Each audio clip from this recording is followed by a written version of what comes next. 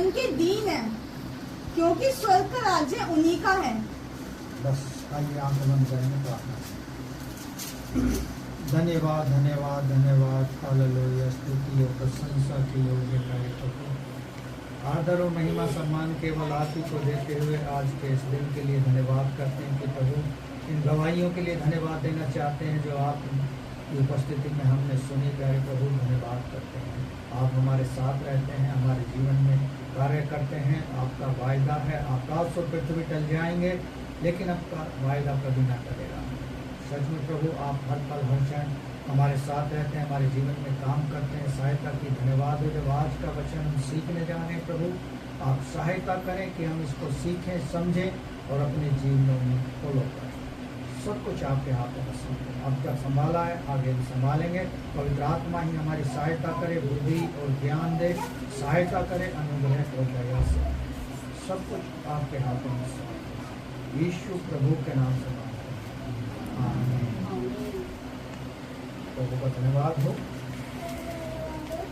हम सीखना चाहते हैं कि यीशु मसीह के जैसा स्वभाव हमारा हो। यीशु मसीह के जैसा हमारा स्वभाव हो और हम उस स्वभाव में बदलते जाएं, हमारे जीवन में परिवर्तन आने पाए। वो कब आएगा? जब हम वचन को पढ़ें। यहाँ कह रहा है क्या ही धन्य है जो मन के दीन है, यानी जिन्होंने अपने आप को छोटा बना लिया। दीन मतलब छोटा बनाना अपने आप को। लेकिन आज के समय में समस्या ये है कि कोई अपने आप को छोटा बनाना नहीं चाहता। हर कोई बड़ा बनना चाहता है, हर कोई ऊंचाइयों पे जाना चाहता है, हर कोई फेमस होना चाहता है। लेकिन परमेश्वर का वचन कह रहा है कि मन में अपने आप को दीन बना लेना कोई आसान काम नहीं।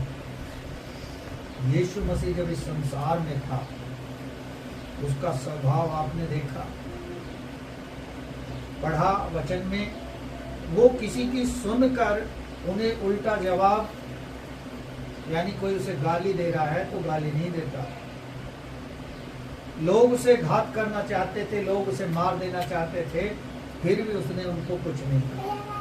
जब वो क्रूस पर चढ़ाया जा रहा था तब भी उसने कहा, हे पिता तू इन्हें क्षमा कर, ये नहीं जानते कि क्या कर रहे हैं। दूसरा उदाहरण हम देखते हैं, जब इफनुत उसको पत्थर वहा करके मारा जा रहा था, वो भी यही कह रहा था कि मैं स्वर्ग को खुला हुआ अपने लिए देख रहा।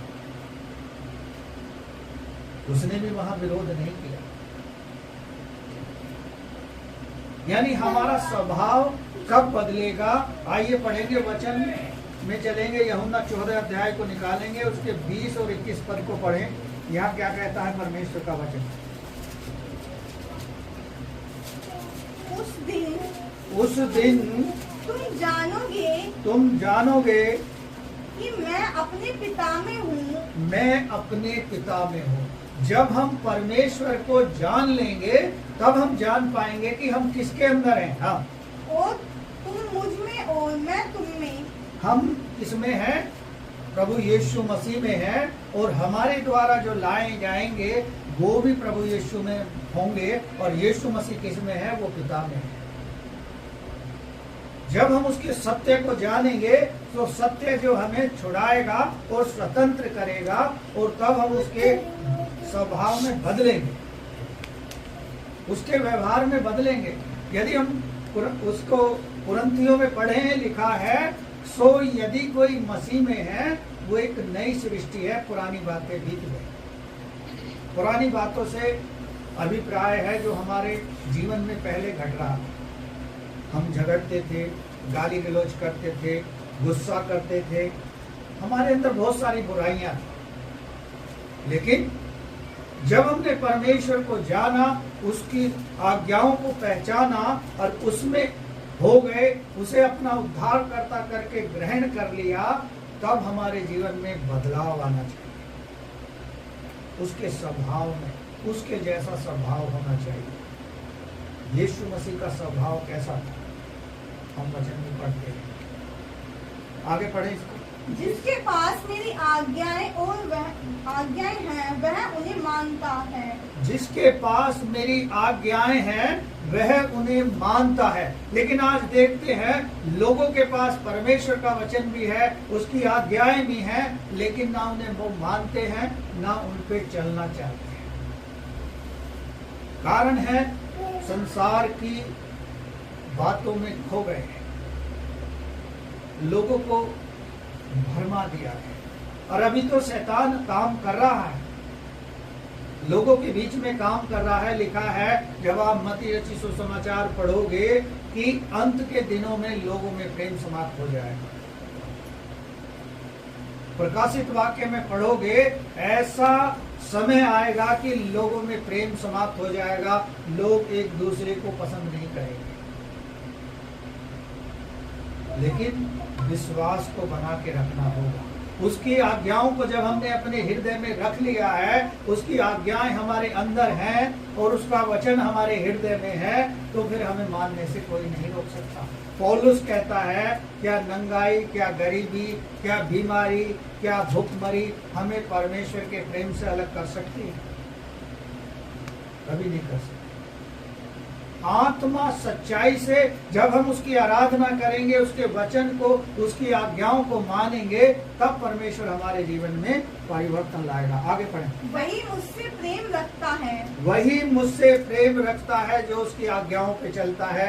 यदि हम एक दूसरे से प्रेम रखते हैं, इट मीन्स कि हम परमेश्वर के पुत्र यीशु से प्रेम करते हैं, अपनी कलीसिया के लोगों से प्रेम करते हैं, अपने परिवार से प्रेम करते हैं, अपने रिश्तेदारों से प्रेम करते हैं। आगे।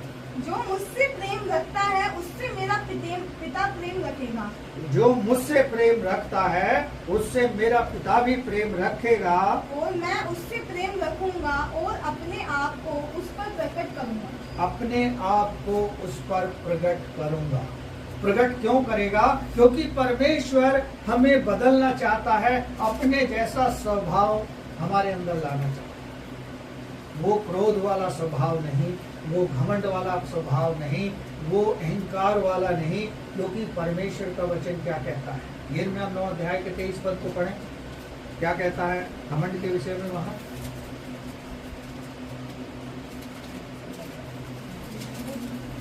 यिर्मयाह 9 अध्याय के 23 पद को। यहोवा यूं कहता है, यहोवा यूं कहता है, बुद्धिमान अपनी बुद्धि पर घमंड न करे, बुद्धिमान अपनी बुद्धि पर घमंड ना करे, न वीर अपनी वीरता पर, न धनी अपने धन पर घमंड करे। न वीर अपनी वीरता पर और न धनी अपने धन पर घमंड करे। आगे। परंतु जो घमंड करे वह इस बात पर घमंड करे कि वह मुझे जानता है और समझता है। हाँ, वो जो मुझे जानता है, मानता है और मुझे समझता है, हमें उसमें घमंड करने की जरूरत है। यदि आप नीति वचन पढ़ोगे, लिखा है उसमें साफ 22 अध्याय में कि विनाश से पहले घमंड आता है मनुष्य के। दिखाने के लिए हमारा कैसा ही स्वभाव हो, लेकिन यदि हमने अपने आप को प्राउडी बना लिया है तो निश्चित है उसका घमंड जो है टूटेगा। क्योंकि वचन में लिखा है घमंडियों से परमेश्वर क्या करता है? घृणा करता है। कोई भी हो सकता है। यदि हमें श्रोमणी बनना है तो अपने आप को दीन बनाना होगा, अपने व्यवहार को बदलना होगा और परमेश्वर की आशीष तब हमारे जीवन में आएंगी। आगे पढ़ेंगे, वापस आ जाएंगे यूहन्ना 22 को पढ़ें। यीशु ने उसको उत्तर दिया, यदि कोई मुझसे प्रेम रखेगा तो वह मेरे वचन को मानेगा। हाँ, जो मुझसे प्रेम रखेगा वो मेरे वचन को मानेगा, और जो नहीं प्रेम रखता है वो वचन को भी नहीं मानता, क्योंकि उसके अंदर वो मनुष्य का सा स्वभाव है जो उसको संसारिकता की ओर लेकर जा रहा है। परमेश्वर का स्वभाव, परमेश्वर का प्रेम हमारे अंदर होगा तो हमारे जीवन में बदलाव होगा और हम अंश अंश करके बदलेंगे। आइए एक और पद जल्दी से पढ़ेंगे मेरे साथ। फिलिपियों 3 अध्याय के 21 पद को पढ़ें। फिलिपियों की पुस्तक निकालें 3 अध्याय अपनी शक्ति के उस प्रभाव के अनुसार जिसके द्वारा वह सब वस्तु को अपने वश में कर सकता है, हमारी दीनहीन देह का रूप बदलकर अपनी महिमा की देह के अनुकूल बना देगा। हाँ, दीनहीन दशा को बदलकर अपनी महिमा के अनुसार हमें बना देगा। यानी हमारा कठोर स्वभाव भी है, हमारा घमंडी स्वभाव भी है, यदि हमारे अंदर उसका वचन है, उसकी आज्ञाएं हैं, तो वो हमें बदल देगा और अपनी महिमा के लायक हमें बना देगा। ये उसका वायदा। आइए एक और पद जल्दी से पढ़ेंगे मेरे साथ। इब्रानी में आ जाएंगे 3 अध्याय के 14 पद को और पढ़ें, क्या कहता है परमेश्वर का वचन। इब्रानी 3 अध्याय। क्योंकि हम मसीह के भागीदार हुए यानी सहभागी हुए हैं। यदि हम अपने प्रथम भरोसे पर अंत तक दृढ़ता से स्थिर रहें, जैसा कहा जाता है, यदि आज तुम उसका शब्द सुनो तो अपने मनों को कठोर न करो, जैसा कि क्रोध दिलाने के समय किया था। हाँ, क्रोध दिलाने के समय कब का बात कर रहा है? जब इजराइलियों को मूसा जंगल से लेकर जा रहा था, मिस्र से निकाल लाया, तब वो बुड़बुड़ाते थे, कुड़कुड़ाते थे और तरह तरह की बातें मूसा को सुनाते थे और अपना हृदय ऐसा कठोर कर लिया कि परमेश्वर उनसे 40 साल के लिए दूर हो गए।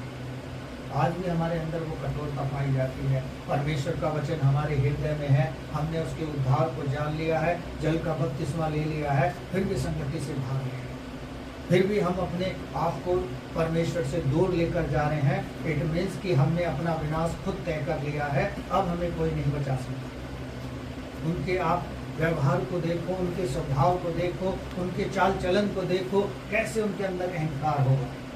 वो अपने आप को ऐसा समझते हैं कि अब मुझसे कोई बुद्धिमान नहीं, लेकिन शैतान यही चाहता है।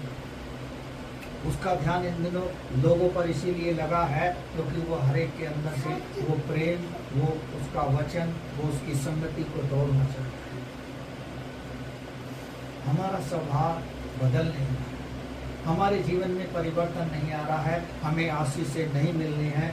लोग अपनी बुद्धि और समझ का सहारा ले रहे हैं और अपने परिश्रम से धनी होना चाहते हैं। नीति वचन को आप पढ़ोगे, लिखा है 22 अध्याय में ही, धन, महिमा, प्रतिष्ठा केवल परमेश्वर के द्वारा मिलती है। जो बहुत से लोग धन कमाने के लिए बुरी बुरी लालसाओं में पड़ गए हैं, ये धन ही सारी बुराई का जड़ है। धन ने ही हमारे व्यवहार को हमें बदलने नहीं दिया है।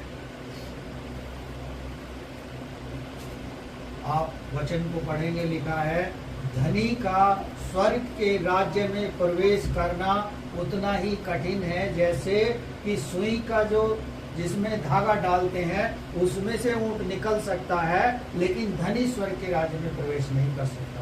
आपने देखा होगा सुई का जो छेद होता है जिसमें धागा डालते हैं, कितना बारीक होता है और ऊंट कितना बड़ा होता है, वो उसमें से निकल जाएगा। लेकिन धनी जो है स्वर्ग के राज्य में नहीं जा पाएगा, क्योंकि धनी अपने धन के कारण अपने स्वभाव में, अपने व्यवहार में, अपने आप में बदलाव नहीं ला पाता। एक धनी व्यक्ति यीशु मसीह के पास जाता है कि उद्धार पाने के लिए मैं क्या करूं? उसने कहा आज्ञाओं को मान। उसने कहा कि मैं तो ये बचपन से मानता आया हूं। फिर यीशु मसीह ने कहा तुझमें एक बात की घटी है, तो अपना धन बेचकर कंगालों को बांट दे। अपने धन को कंगालों को बांट दे, अपनी संपत्ति को बेच दे। वो निराश हो गया। वो चाहता तो जक्कई के समान अपने आप में परिवर्तन ला सकता था। जो जक्कई जो चुंगी लेने वालों का सरदार था, और यीशु मसीह जैसे ही उसके घर में आया उसके जीवन में बदलाव हो गया। उसने कहा कि मैं अपनी आधी संपत्ति कंगालों को देता और आधी संपत्ति लोगों को दान करता हूं। जिसका कुछ ज्यादा ले लिया है उसका जाकर 4 गुना वापस कर दो। ये उसके व्यवहार में एक बदलाव था। क्योंकि उसके अंदर यीशु मसीह को पाने की इच्छा थी, उसको जानने की इच्छा थी। इसलिए वो भीड़ के कारण जब यीशु मसीह को नहीं देख पाया तो गूलर के पेड़ पर चढ़कर उसने यीशु मसीह को देखा। और यीशु मसीह ने भी कहा, आज जक्कई मुझे तेरे घर में चलना है। वो कितना खुश हुआ होगा, वो कितना प्रसन्न हुआ होगा। जिसको मैं देखना चाहता था, जिससे मिलना चाहता था, आज वो मेरे घर में जाने के लिए तैयार है। और वहां से जक्कई के जीवन में बदलाव आया। क्या हमारे जीवन में इस प्रकार का बदलाव आ रहा है? क्या जक्कई ने यदि अपनी संपत्ति कंगालों को दे दी होगी, क्या वो निर्धन हो गया होगा? क्या वो कंगाल हो गया होगा? हम देखते हैं लूका 21 अध्याय में भी, जब विधवा ने अपनी सारी जीविका परमेश्वर के सेविकाई में लगा दी, क्या वो बाद में भूखी मरी हो? बाद में परमेश्वर ने उसे आशीषें दी, क्योंकि परमेश्वर स्वर्ग के झरोखे खोलकर हिला हिला और दबा दबा कर देखा है। ये उसका वायदा है। इसलिए परमेश्वर का वचन क्या कहता है? जैसे जक्कई के जीवन में परिवर्तन आया, हमारे और आपके जीवन में वैसा ही परिवर्तन आना चाहिए। अपने आप को दीन बनाओगे तो हमें परमेश्वर क्या बनाएगा? शिरोमणि बनाएगा। आइए एक और पद जल्दी से पढ़ेंगे, मत्ती 5 अध्याय में ही उसके 5 पद को पढ़ें। क्या कहता है यहाँ परमेश्वर का वचन? धन्य है वे जो नम्र हैं। धन्य है वो जो नम्र है। बार बार जो है मत्ती जो है नम्रता की बात हमारे अंदर कर रहा है। हाँ, क्योंकि वे पृथ्वी के अधिकारी होंगे। हाँ, यदि हम नम्र बनेंगे तो अपने घर परिवार के ही अधिकारी नहीं, पृथ्वी का अधिकारी परमेश्वर हमें बनाएगा। आज हम अपनी बुद्धि से, अपनी सामर्थ्य से प्रयास कर रहे हैं कि एक अच्छी नौकरी मिल जाए। नौकरी के लिए भटक रहे हैं, घूम रहे हैं, ऑफिस जा रहे हैं, वहां जा रहे हैं और नौकरी नहीं मिल रही। लेकिन परमेश्वर कह रहा है, इन सारी चीजों की तो परमेश्वर को पता है कि मेरे बच्चों को क्या चीज चाहिए। जैसे संसारिक माता पिता को अपने बच्चों के बारे में पता होती है कि इसे इस समय भूख लग रही है, इसे दूध चाहिए, उससे बढ़कर परमेश्वर आपको और हमको जानता है। इसलिए कह रहा है, धन्य है वो जो मन के दीन है, क्योंकि वो पृथ्वी के अधिकारी होंगे। 8वां पद और पढ़ते हैं इसमें। धन्य है वे जिनके मन शुद्ध हैं, क्योंकि वे परमेश्वर को देखेंगे। हाँ, जिनके मन शुद्ध है। वो शुद्धता हमारे अंदर कब आएगी? हम वचन पढ़ते हैं, लिखा है, तुम मेरे वचन के कारण शुद्ध हो। जब वचन हम पढ़ेंगे तभी तो हमारे अंदर शुद्धता आएगी। यदि हम वचन नहीं पढ़ रहे हैं तो हमारा जीवन वैसा का वैसा ही होगा। आज यदि पूछा जाए किसी से, यहाँ जितने बैठे हैं, किस किसने वचन को पढ़ा आज सुबह, तो बहुत कम लोग होंगे जो बता पाएंगे कि हाँ मैंने आज पढ़ा। क्योंकि जैसे दिनचर्या है हमारी, वैसे हमारा चाल चलन परमेश्वर के प्रति अच्छा नहीं है। कुछ समय के कारण, कुछ अपने संसारिक कामों के कारण, लेकिन फिर भी परमेश्वर चाहता है कि हम जैसे सुबह को नाश्ता करते हैं वैसे ही परमेश्वर के वचन को पढ़ें। वो आत्मिक भोजन है। शारीरिक भोजन तो हम अच्छा खाते हैं और नाश्ता करते हैं, लेकिन क्या स्पिरिचुअलिटी के लिए हम परमेश्वर के वचन को लगातार पढ़ रहे हैं? बहुत से लोगों को मैं नाम से जानता हूं कि 6 महीने हो गए होंगे उन्होंने वचन को नहीं पढ़ा हो। 6 महीने, क्योंकि उनको समय नहीं है। लेकिन इमेजिन करो, सोचो कि जब यीशु मसीह आएगा और हम उसके सामने खड़े होंगे, वो सवाल करेगा कि बेटा आप वचन क्यों नहीं पढ़ते थे सुबह? मैंने तो समय दिया था। क्या हम उससे कह देंगे कि समय नहीं था? क्योंकि जब राजाओं को अधिकार परमेश्वर देता है, राजा बनाता है, तो हमें और आपको नौकरी भी परमेश्वर ही देता है और वही उसको लेकर जाता है, वही लेकर आता है और वही हमें उस पैसे में आशीष देता है। उसने कहा है तू जहां जहां जाएगा मैं तेरे संग रहूंगा। यहोशू 1 अध्याय को पढ़ लेना, और जो जो काम करेगा उसमें मैं तुझे सफलता दूंगा। तभी तो हमारे काम सफल हो रहे हैं, तभी तो हम आशीष पा रहे हैं, तभी तो हम परमेश्वर में बढ़ रहे हैं। लेकिन हमारे अंदर घटी क्या है? हम वचन को नहीं पढ़ रहे, हम प्रार्थना नहीं कर रहे हैं, हम परमेश्वर से बात नहीं कर रहे। जैसे परिवार में हम देखते हैं भाई बहन का झगड़ा हो जाए तो सुबह से शाम तक बात नहीं करेंगे, लेकिन एक टाइम आता है कि वो आपस में फिर से हंसने लगते हैं, बात करने लगते हैं, बातचीत करने लगते हैं। क्या परमेश्वर से भी हम ऐसा व्यवहार रख रहे हैं? क्या हमारा ऐसा स्वभाव है कि प्रभु तूने मुझे नौकरी दी है, अभी मैं आई हूँ, मैं तेरा धन्यवाद करूँ। तू मुझे लेकर गया था, लेकर आया है, और तूने मुझे अच्छा स्वास्थ्य दिया है, मैं धन्यवाद करूँ। तू मुझे भी बदल, मेरे परिवार को भी बदल, और मुझे ऐसा बना कि तेरे जैसा स्वभाव मेरा हो जाए। एक और पद जल्दी से पढ़ेंगे मेरे साथ। दूसरा पत्रस निकालें, पहला अध्याय उसके 4 पद को पढ़ें। जिसके द्वारा उसने हमें बहुमूल्य और बहुत ही बड़ी प्रतिज्ञाएं दी हैं। उसने जिसके द्वारा हमें बहुमूल्य और बड़ी प्रतिज्ञाएं दी हैं, ताकि इनके द्वारा तुम उस सलाहट से छुटकारा जो संसार में बुरी अभिलाषाओं से होती है, ईश्वरीय स्वभाव के सहभागी हो जाओ। ईश्वरीय स्वभाव के सहभागी हो जाओ। जो संसार की अभिलाषाएं हैं, संसार की अभिलाषा क्या है? पैसा होना चाहिए, अच्छी नौकरी होनी चाहिए, अच्छा पति होना चाहिए, अच्छा घर होना चाहिए, गाड़ी होनी चाहिए। ये क्या है? संसार की अभिलाषा। और कई लोग तो ऐसा समझते हैं वह कोई नहीं होना चाहिए, परिवार में पति होना चाहिए। उसकी क्या थिंकिंग होगी? यदि परिवार में पति होगा, ना उसके माँ होंगे ना बाप होंगे, तो क्या आसमान से टपका होगा? किसी की तो संतान होगा, किसी का तो वो बेटा कहलाया होगा, तभी तो वो शादी के योग्य होगा। लेकिन हमारी सोच ऐसी हो गई है कि हम अपने आप को बदलना नहीं चाह रहे, क्योंकि वचन नहीं पढ़ते। फिर भी परमेश्वर कहता है जो तुम मुझसे मांगेगा मैं तुझे दूंगा। हम परमेश्वर से मांगते नहीं हैं, माता पिता से मांग रहे हैं, भाई बहनों से अपनी इच्छाएं जाहिर कर रहे हैं, परमेश्वर से कुछ नहीं बता रहे हैं, तो परमेश्वर को भी जरूरत नहीं। या ऐसे समझो कि 2 भाई बहन हैं, उन्हें किसी को आपस में एक दूसरे से पैसे की जरूरत है, और उसको पता है कि ये मुझसे मांगेगा तो मैं इसे दे दूंगा, लेकिन मांगने वाला नहीं मांग रहा।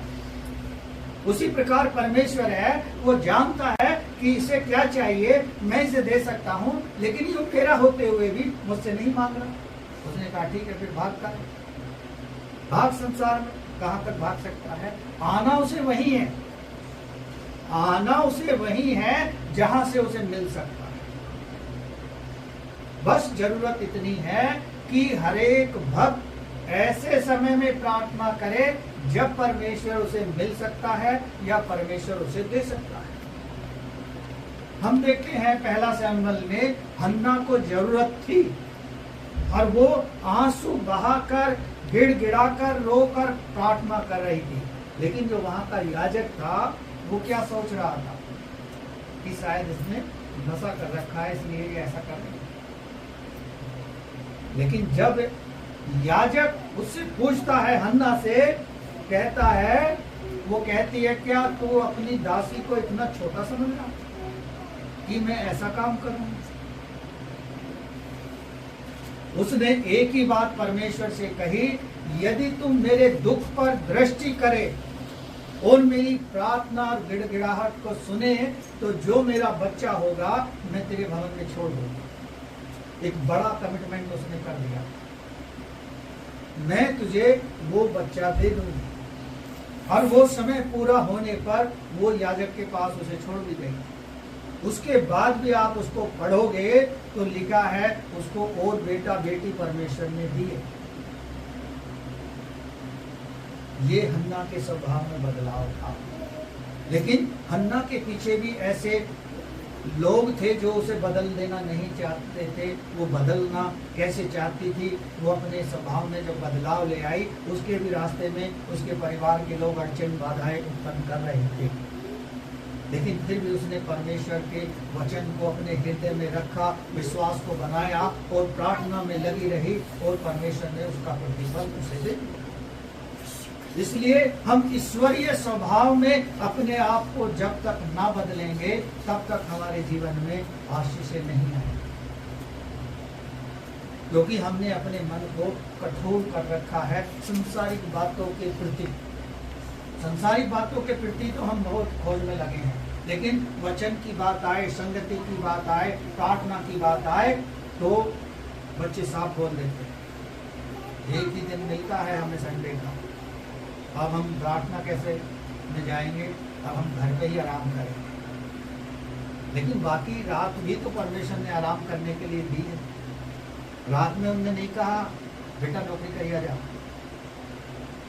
जो कर रहा है वो अलग बात है, लेकिन परमेश्वर चाहता है बदलाव।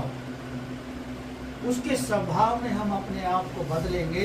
लिखा है कुरिन्थियों की पत्री में, अंश अंश करके बदलेंगे, एकदम से नहीं बदल जाएंगे, क्योंकि शैतान बहुत ही चालाकी से काम करता है। पहले एक को पकड़ेगा, फिर दूसरे को पकड़ेगा, फिर तीसरे को पकड़ेगा, फिर चौथे को पकड़ेगा, और इस तरह से वो पूरी गड़बड़ी डाल देगा ताकि परिवार पूरा तहस नहस हो जाए। और वो लोग फिर भी बड़े घमंड से, अहंकार से चलते हुए दिखाई देंगे आपको। लेकिन एक दिन आएगा, ठोकर लगेगी, तब वो कहीं के नहीं होंगे। ना परमेश्वर के लोग कहलाएंगे, ना वो संसार के कहलाएंगे। तब वो अपने आप को उस नरक की आग के लिए तैयार करने हैं, जो गंधक और आग की झील है, जिसमें प्रकाशित वाक्य को आप पढ़ोगे उसमें आपको नजर आएगी। आइए एक और पद जल्दी से पढ़ेंगे मेरे साथ। इफिसी में आ जाएंगे 4 अध्याय में, उसके 12 और 13 पद को पढ़ें, क्या कहता है परमेश्वर का वचन। इफिसी 4 अध्याय, कोमल पढ़ेगी, कोमल को देखो।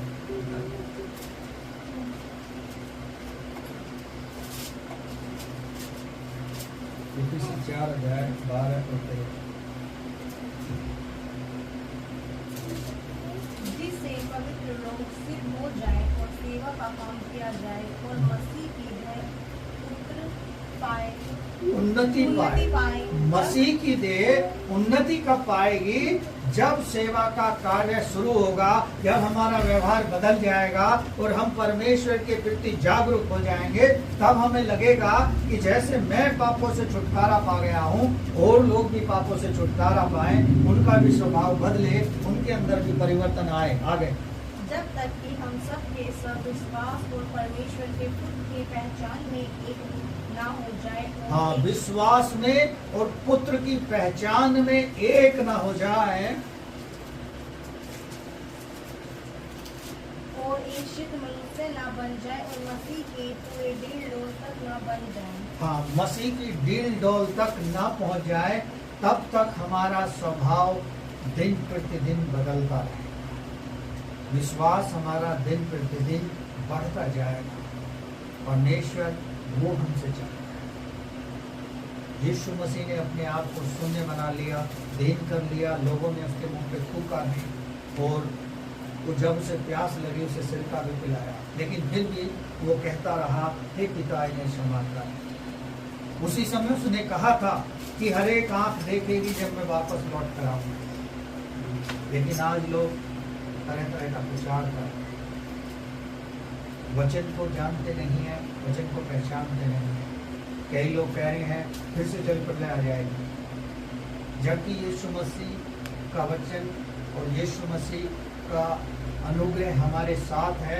अब जो आएगी विपत्ति वो जल प्रलय के द्वारा नहीं आएगी। आप वचन को पढ़ रहे हैं। अब पृथ्वी पर आग बरसेगी। ये सूर्य और चंद्रमा जो आपको दिखाई दे रहे हैं, ये टूटकर अपने आप गिरने लगे। अभी देखते हैं, थोड़ी सी और देर बाद आप देखोगे तापमान 40 से और 45 के बीच में पहुंच जाएगा, 46 से 47 पहुंच जाएगा, तब हमें लगता है कितनी गर्मी है, बदन हमारा जलने लगता है। इमेजिन करो जब आग बरसेगी तब क्या होगा। लेकिन परमेश्वर अपने लोगों को बचाते हैं। वो जानता है, प्रकाशित वाक्य में लिखा है कि देख तूने पहला सा प्रेम छोड़ दिया, सो चेत कर कि तू कहाँ गिरा। हम वापस आ जाएं, अपने स्वभाव में बदलाव लाने के लिए परमेश्वर के निकट आए, क्योंकि परमेश्वर हमारे स्वभाव को बदलते हुए देखना चाहता है, हमारे जीवन को परिवर्तित होते देखना चाहता है और हमें आशीषित करना चाहता है।